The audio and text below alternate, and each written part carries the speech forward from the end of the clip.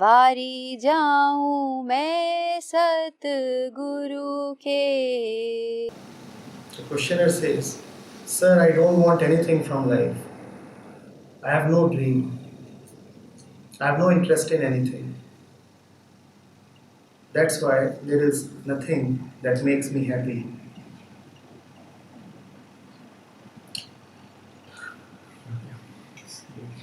You want nothing from life, right? Except a small thing called happiness. Pay attention to what you are writing. Sir, I don't want anything from life. I have no dream. I have no interest. That's why there is nothing that makes me happy. Doesn't it obviously reveal that you desperately want happiness? And happiness is always contingent upon so many other objects. So if you want happiness, you will also have to want objects. Now what do you not want? You want everything. What is it then that you do not want? If you want happiness, then you will have to necessarily want the entire world, because happiness depends on the worldly objects. Now nothing is left to not want. You are as much a slave of wanting as anybody else.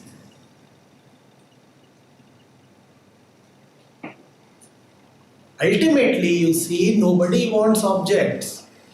People want objects because people want happiness from those objects, right? Why do you pursue any object? Because you feel that the object will give you happiness. Now if you say, I don't want any object, but I want happiness, then you want the mother thing. And if you want the mother, you'll have to pursue all the kids. The mother comes behind all the kids.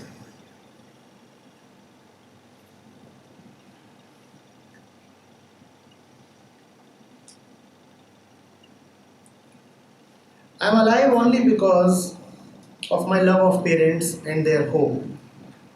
I don't want to talk. I just want to be happy, but it doesn't happen. You want so much. How can it happen? You want to fulfill somebody's expectations. You want to live for others' hopes. You are wanting the impossible. God may or may not be infinite, but parents' hopes are always infinite. You will never be able to reach the end of them. Man's hopes, have you ever seen them come to a closure? Ever? In any case? Why do you then expect that your parents' hopes will ever be satisfied? It is not a question of parents' hope from the child. It is about the nature of hope. It doesn't matter whether you are expecting something from your son or daughter, or from your husband or wife, or from your neighbor, or from yourself. Expectations continue because they cannot be fulfilled. Why can't they be fulfilled? Because expectations are like running on this floor in order to reach the top floor. You can run as hard as you want to, but that which you want will elude you. You expect fulfillment, and expectation itself is the enemy of fulfillment. That is why expectation never succeeds. Expectation itself arises from an imaginary lack of fulfillment. That is why expectation will never succeed. I understand, in your own mind you are trying to do good. You love your parents. But mere affection will not suffice. You must also understand.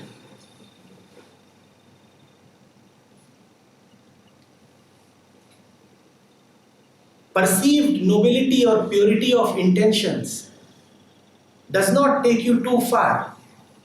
You must also realize Otherwise, your intention is just blind affliction. So many people claim love towards each other. Parents claim that they love their kids. Kids say that they want welfare of their parents. Husband and wife, they claim that they want that good should come to the other. But what do you see happening in the world? Those with seemingly good, great, pious intentions towards the other, they are the ones who harm the other the most. If today your mind is loaded and crowded, is it because of strangers? It is not because of strangers, it is not even because of your enemies. Look at your mind honestly. Your mind is crowded and afflicted because of your well-wishers. Strangers aren't doing you any harm. Your enemies too aren't doing you too much harm. Those who claim to love you, they are the ones who are constantly bugging your mind. They are the load on your mind. They are eating you out, aren't they?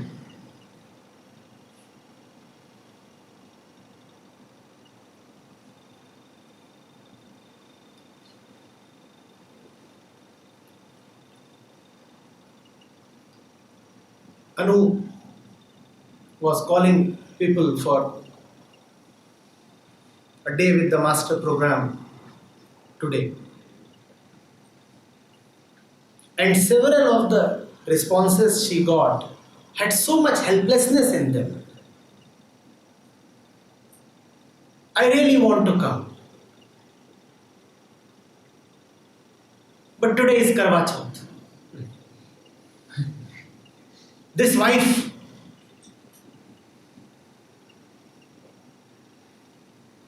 not only will she not understand anything, she will break her fast by eating me alive.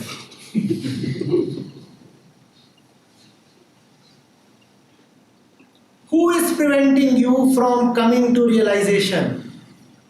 A stranger, an enemy, or your loved one?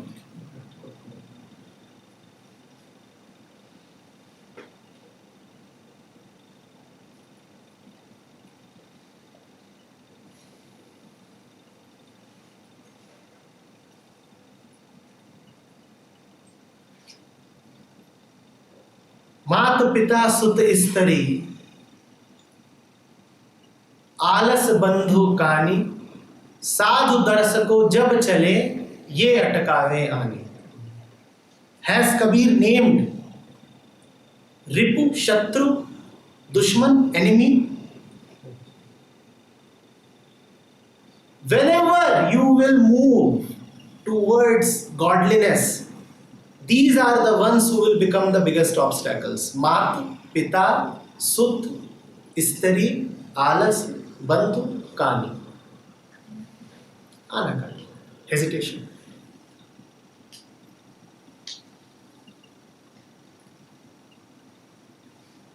Where are enemies here?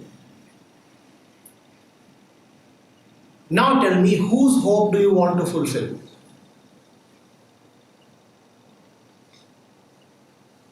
And then you want happiness.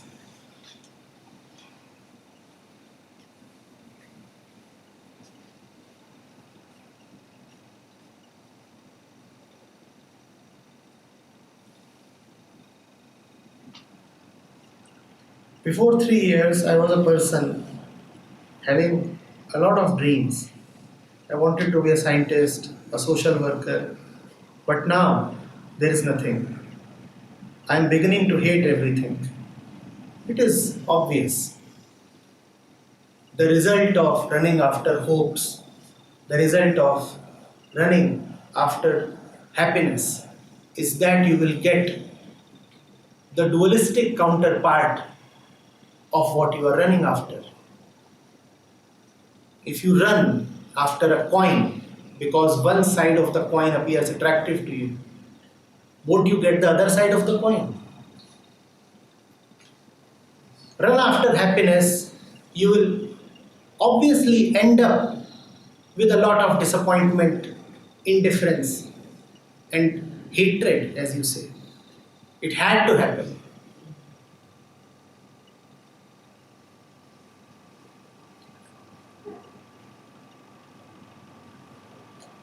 I have even started thinking about drugs.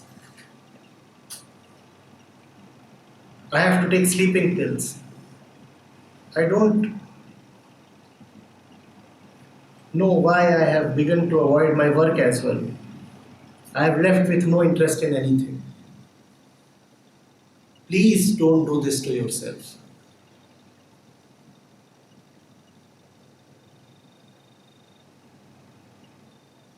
You have one life,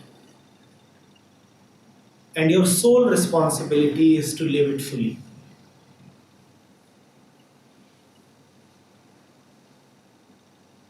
You can be of use to others only if you are firstly fulfilled and healthy. In trying to be of use to others, if you are destroying yourself, then you are creating problems for yourself and the entire world. And forget the world. Why must you live a rotten life?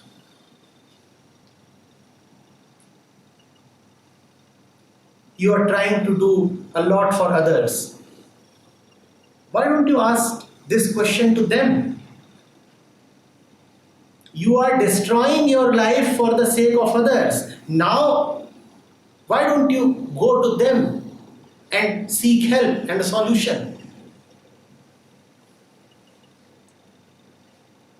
But when you will seek help, you will find they have no help to offer.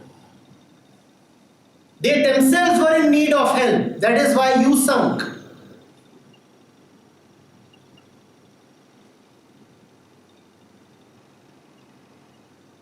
The fact of the matter is, you can't even disclose to them how ruined and pathetic your situation now is. The fact of the matter is that your relationship with them is not a relationship of the heart. I'm a stranger to you, yet you could disclose to me that you are getting inclined towards drugs, that you are feeling suicidal, that you sleep on pills, that you have no interest left in work or in life. Ask yourself, have you been able to disclose these things to those who claim to love you? Can you tell them all this? And if you cannot tell them all this, what does that tell about the quality of the relationship? And that happens so often.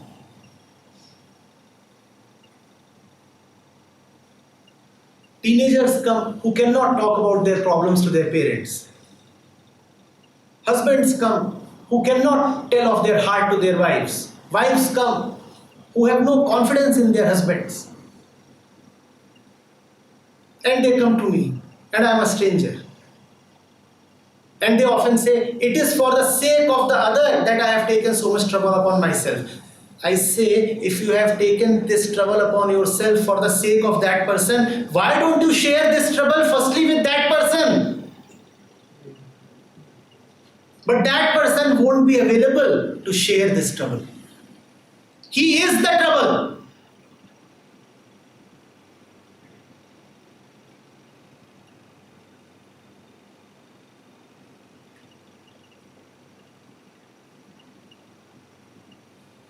That is one measure through which you can know the quality of your relationship. Are you able to tell the other person that he is a trouble upon you?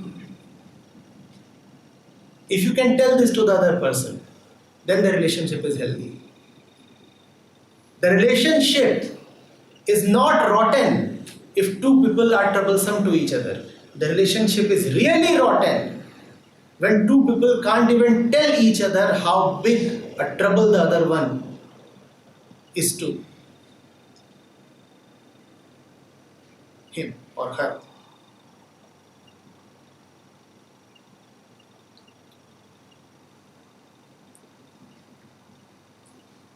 I appreciate your sentiment.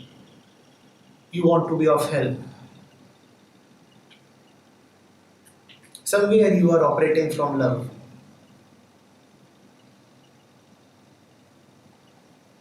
But love without realization is not love at all. Love and understanding must go together. Love must be another name for understanding.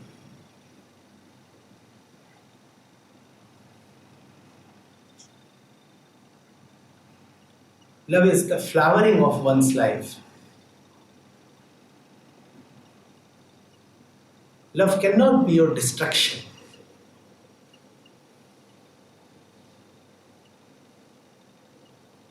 Love takes you to the realization of your potential.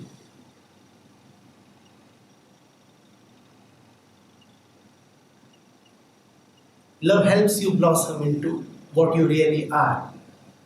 Love is not a crushing force.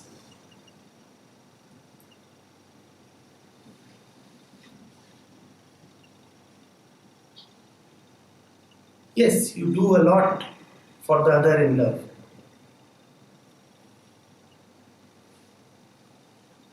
But love cannot be an obligation in which you are continuously sacrificing yourself for the sake of the other.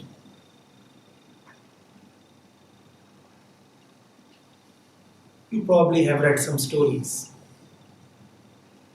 You probably are culturally conditioned.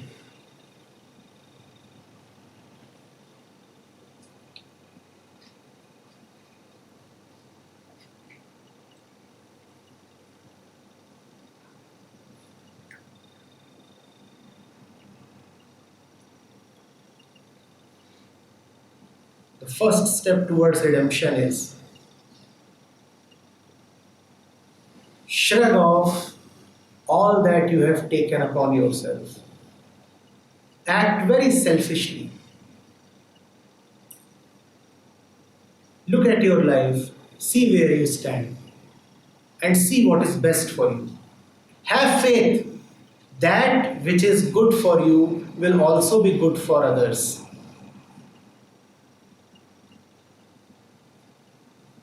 And if you are living in a diseased way, then you will only spread disease to others.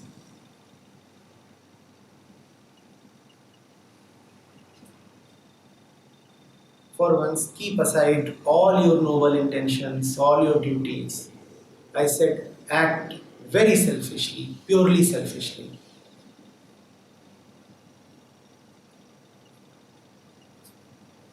For this arm to help the other, this arm must have some strength.